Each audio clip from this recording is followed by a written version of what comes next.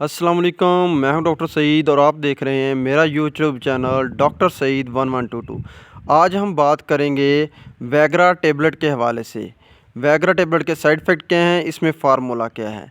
तो वैगरा टेबलेट में फार्मूला है सल्डीनाफीन। हम बात करेंगे इसके साइड इफ़ेक्ट के हवाले से कि वैगरा टेबलेट के साइड इफ़ेक्ट क्या हैं। वैगरा टेबलेट खाने के बाद जो है आपको अचानक जो है वो आँखों से दिखाई देना जो है वो बंद हो जाता है और ये काफ़ी रेयर साइड इफ़ेक्ट है। इसके अलावा बात करें तो छाती में जो है वो दर्द होना शुरू हो जाती है और इसके अलावा बात करें तो आउट ऑफ ब्रीथ हो जाना बहुत ज़्यादा, यानी कि सांस का फूल जाना, सांस का कंट्रोल ना होना।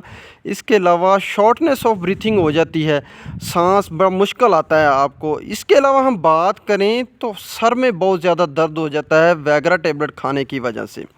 और हम बात करें तो वैगरा टेबलेट खाने के बाद जो है इसके साइड इफ़ेक्ट में सबसे ज़्यादा साइड इफ़ेक्ट ये है कि आपकी कमर में दर्द होना शुरू हो जाती है, आपको बहुत ज़्यादा जो है कमज़ोरी हो जाती है, बहुत ज़्यादा थकावट हो जाती है, डेज़ीनेस हो जाती है।